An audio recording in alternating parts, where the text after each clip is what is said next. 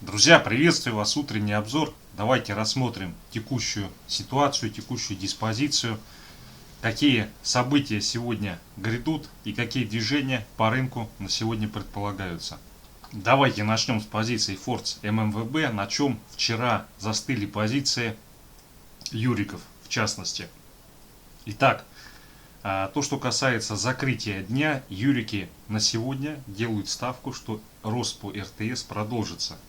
По ВТБ ставка на то, что ВТБ будет проседать. Ну, действительно, здесь ситуация достаточно прозрачная.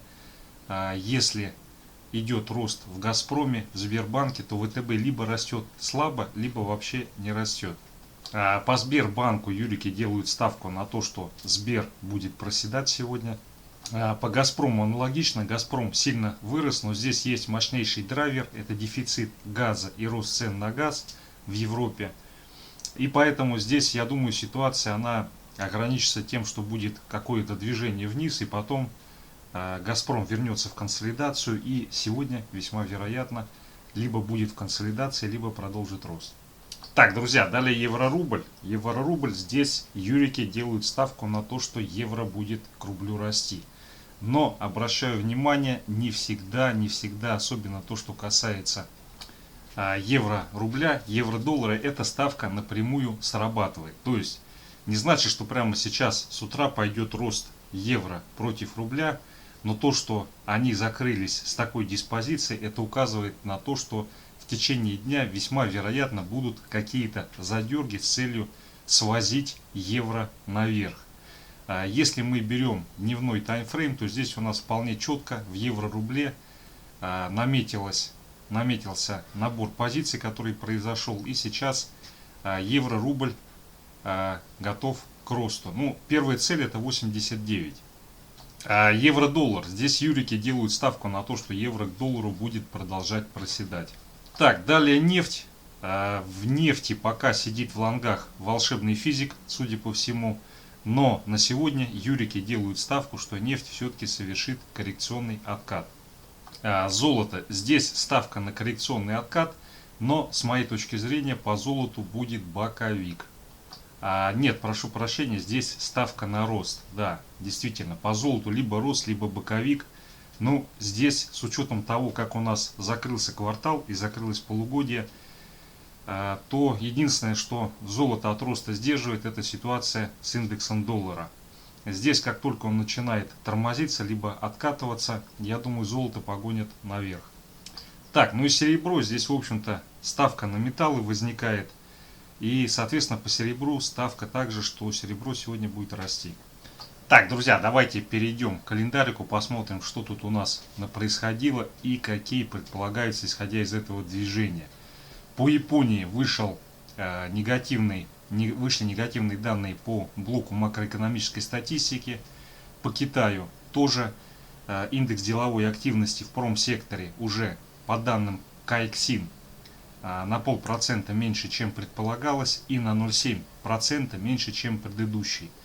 Ну, собственно говоря, экономика Китая, она находится под давлением, и это давление в данном случае оно обеспечено ростом цен на сырье. И Китаю для того, чтобы делать товары и продавать всему миру, не нужно дорогое сырье, не нужны дорогие металлы. Вот. Ну и сейчас на текущий момент картина складывается таким образом, что Китай начинает пробуксовывать. Так, друзья, далее сегодня у нас объем розничных продаж по Германии, индекс промактивности по России, речь Лагард в 10 часов, соответственно, здесь по евро будут движения, и индекс деловой активности в промсекторе по Германии. Вот эти данные, то, что касается промсектора Германии, очень важны и для евро, и для экономики Европы, потому что если они выйдут хуже, чем прогнозируется, и хуже, чем было предыдущее значение, то тогда для евро это будет очень неприятная ситуация. Так, сегодня же заседание ОПЕК, идут активные бадания между Саудовской Аравией и Россией. Россия хочет открыть нефтяной кран, саудиты сопротивляются, не хотят открывать на всю котлету нефтяной кран. И поэтому здесь по нефти сегодня будет весьма волатильный день, ну и плюс еще четверг.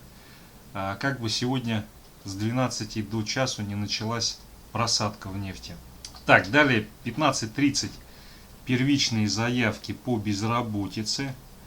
Вот здесь эти данные, они, собственно говоря, во многом определят то, что выйдет сегодня и в течение еще ближайших 2-3 недель, как будет себя вести ФРС в плане ставок, в плане выкупа активов в этом году. Я думаю, уже осенью они существенно изменят текущую ситуацию с огромным количеством денежной массы. Уже даже разговоры пошли, я об этом сообщал, что они хотят регулировать не ключевую ставку, а ставку по резервам. То есть, когда начинаются такие манипуляции, это говорит о том, что гибкость подхода порождает приближение к каким-то радикальным мерам. Так, ну и в 5 часов индекс деловой активности в промсекторе США. Вот здесь, конечно, этот показатель достаточно важен, но здесь надо четко понимать, что Америка, она сосредоточена на предоставлении услуг, а не на производстве. То есть они предоставляют услуги и экспортируют технологии и идеи демократии. И это их основная статья доходов. Поэтому деловая активность в производственном секторе, она, конечно, важна. И она показывает то, как в Америке крутится промышленность, насколько быстро и эффективно восстанавливаются и наращиваются рабочие места. Но в целом в плане вклада в ВВП это показатель, который с моей точки зрения менее важен, нежели то, что касается услуг в Соединенных Штатах. Так, друзья, давайте еще по новостям пробежимся. Производители молока предупредили об осеннем повышении цен. Ну, это вполне естественно, потому что, во-первых, никто не отменил приток денежной массы, который надувает сырье. А второй момент, предполагается слабый урожай в Соединенных Штатах и ряде других стран из-за засухи. Ну и здесь все условия к тому, чтобы инфляция осенью получила второе дыхание. И речь идет не только о ценах на молоко. Так, ученые спрогнозировали пик заболеваемости ковид в Москве, то, что он придется на сентябрь месяц.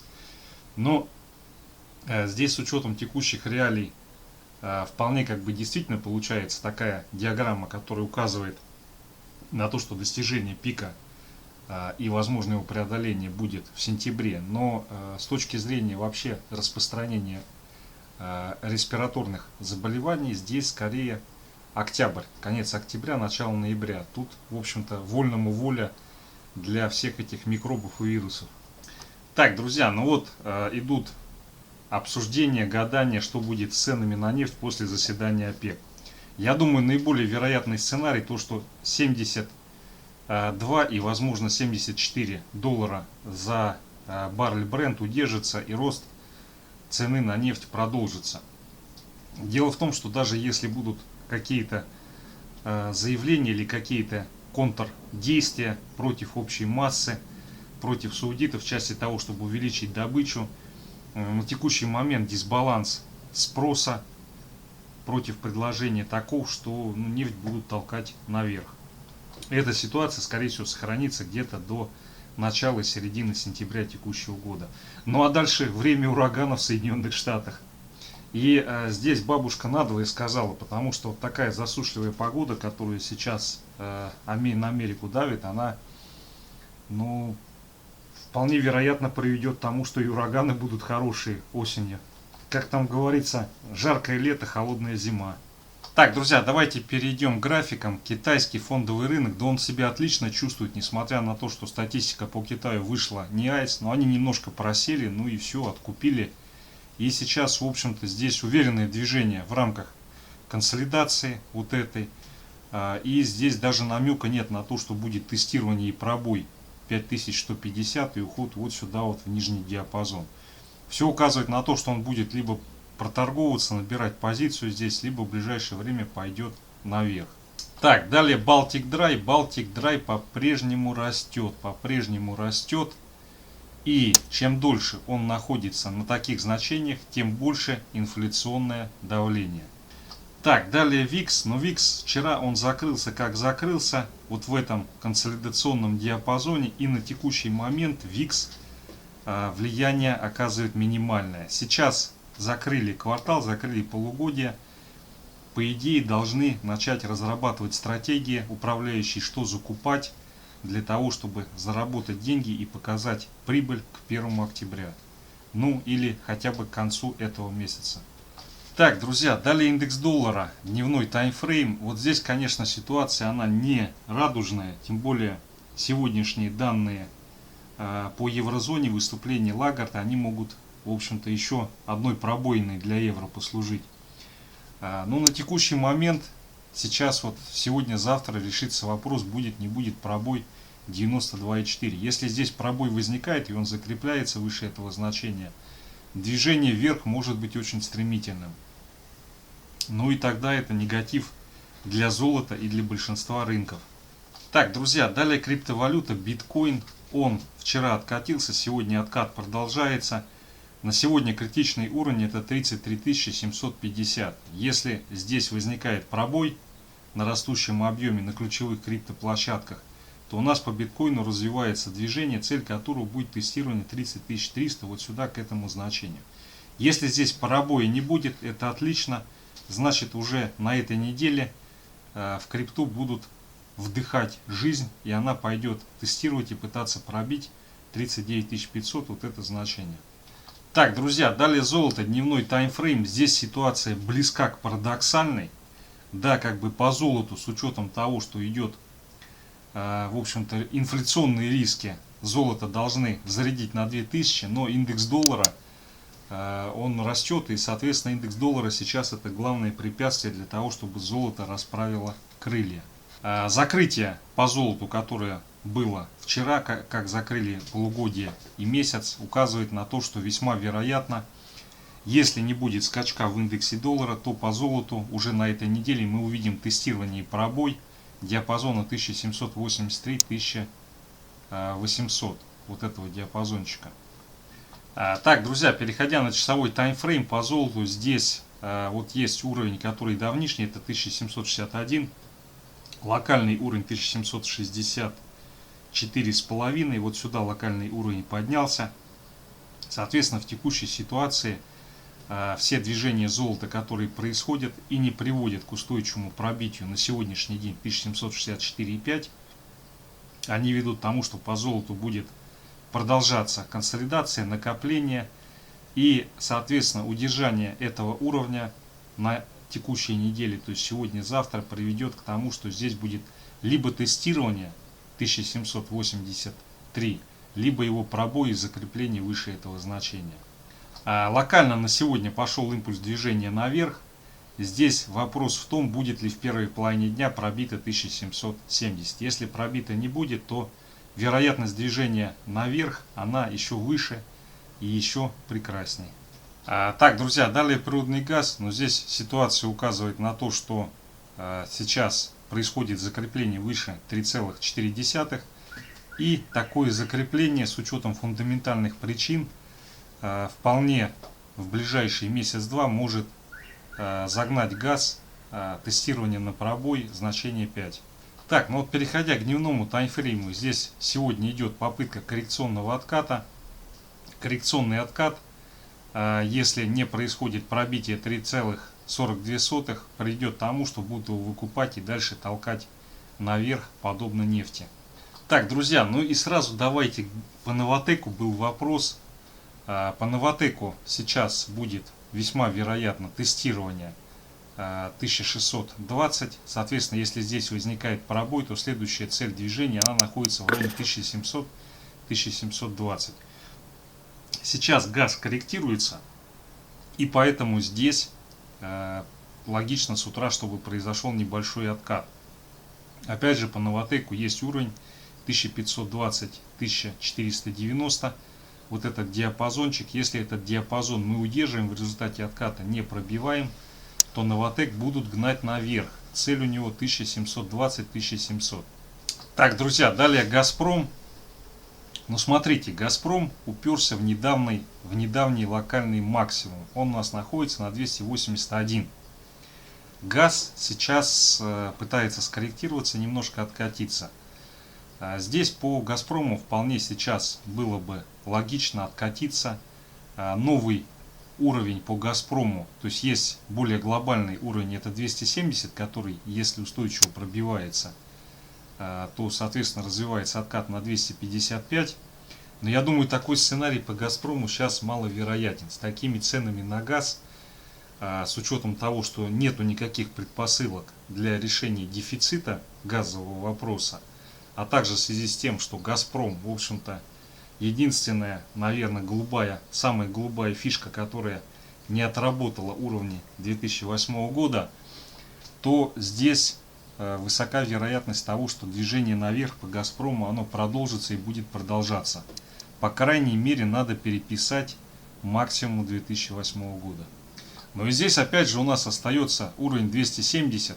Если этот уровень не пробивается, если он держится, как вот здесь вот была серия ложных пробоев, которая успехом не завершилась, тут наоборот набрали позицию, выкупили и погнали наверх, то соответственно здесь у нас все карты в руки для дальнейшего роста.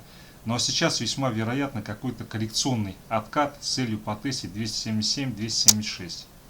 Так, друзья, далее Сбербанк. Смотрите, по Сбербанку это дневной таймфрейм. Вышли из области 309,5 пробили, но нащупали новую поддержку. Это новая поддержка 303,5-303. Соответственно, на текущий момент, на текущий день, если не будет повторного движения с целью пробить 303, то, соответственно, здесь у нас зона накопления, которая приводит к тому, что по Сбербанку в ближайшие дни будет движение в район 312-314, вот сюда, к этим значениям. Если здесь все-таки развивается пробой, то у нас следующая цель движения диапазон 295-300. Смотрите, здесь ситуация, я думаю, со Сбербанком следующая. Сбербанк, конечно, локомотив, он интересен. По сути, это лидер трансформации банковской системы в России, возможно, даже и в мире. Конечно, ЦБ всячески там новые регулятивные функции по поводу непрофильных активов, экосистем, но здесь надо признать, что действия, они должны способствовать развитию. Те действия и регулирование, которые развитию не способствуют, оно приводит к тому, что пружина сжимается, через какое-то время она разгибается и сносит того, кто эти новые линии там всякие ограничивающие установил. Вот, поэтому я думаю, из того регулирования, которое сейчас ЦБ хочет предписать Сбербанку, ничего не будет позитивного. В лучшем случае будет, скажем так, стагнация развития.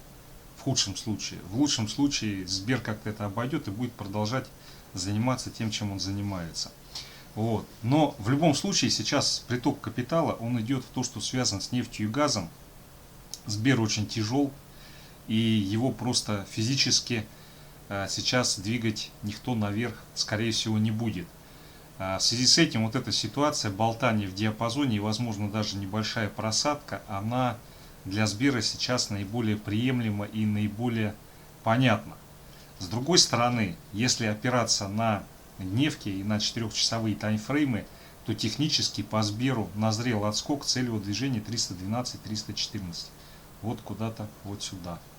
Ну и, собственно говоря, 4-часовик по Сбербанку указывает на то, что сегодня-завтра весьма вероятен отсюда отскок. И цель этого отскока движение вот сюда, вот в район 313,5-314. Опять же, вот эта короткая идея, она не сработает, если здесь будет коррекционный откат и пробой 303-302,5. Если здесь вот это движение возникает, то мы по Сберу продолжаем вот эту просадку, цель движения, ну, в район 295-300. Вот сюда, к этому диапазону. Но сейчас технически назрела потребность отскочить, но здесь мешает, как это ни парадоксально, рост газа. Потому что капитал уходит в Газпром, Новатэк, ну и в нефтяной сектор. Так, друзья, далее Русгидро. Но смотрите, Русгидро здесь идет, как ни крути, поджатие. К поджатию вот этому волшебному уровню, который 87 копеек. Как только здесь возникает пробой и закрепление, очень быстро будет отработано 94. У Русгидро очень большие перспективы. Во-первых, очень много целей сверху осталось, не отработано, не закрыто. Во-вторых, ну куда вам еще более зеленая энергетика, чем Русгидро? Так, друзья, далее Норникель 4-часовой таймфрейм ставлю. Ну, по Норникелю ситуация достаточно стабильная на текущий момент. Вот он здесь набрал позиции в этом диапазоне. И сейчас отсюда весьма вероятно продолжится отскок. И у этого отскока есть цель движения, первая, которая находится на 26 500. Вот сюда вот. В каком случае в ближайшие дни этого отскока не последует? Его не последует, если здесь будет коррекционный откат и пробитие уровня 24 200. Вот если мы эту линию при откате, при коррекционном откате пробиваем, то тогда уже такого волшебного роста нам в ближайшее время не получить. Так, друзья, далее вопрос был под Headhunter. Ну смотрите, на Западе хай-тек прет, соответственно российский хай-тек тоже прет.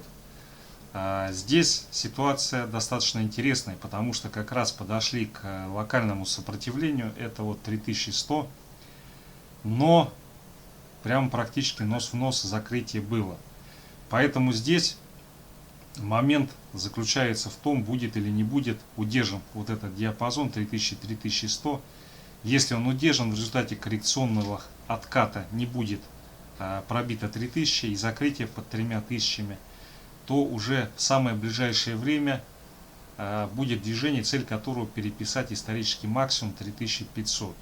Но с моей точки зрения наиболее перспективные компании в плане роста российского хай-тека это как раз вот Озон и Headhunter. Ну, есть еще Mail.ru, Яндекс. Яндекс тяжеловат, хотя его тоже погнали наверх. Mail.ru, там у меня, честно говоря, есть масса вопросов к их деятельности, но это может быть мое личное субъективное восприятие. Но вот из российского хай-тека это Озон и Headhunter. Так, друзья, далее Татнефть. Смотрите, дневной график по Татнефти. Здесь идет движение, и цель этого движения сходить вот сюда в диапазон 540-550. Вчера оформился импульс. Соответственно, если в ближайшие дни не возникает коррекционного отката с пробитием 510, у нас есть все шансы, во-первых, потестить 550. И в случае пробоя отсюда развивается движение, цель которого сходить на 590-600. Так, друзья, далее Лукойл. Ну смотрите, Лукойл хорошая бумага, но его уже запустили в космос. Дальнейшее движение, конечно, возможно, но я бы пока его не рассматривал. Так, друзья, далее фьючерс на индекс РТС. Здесь у нас сегодня боковичок. Ну, юрики делают ставку на то, что сегодня будет тестирование и пробой 163 500 с последующим уходом на 165.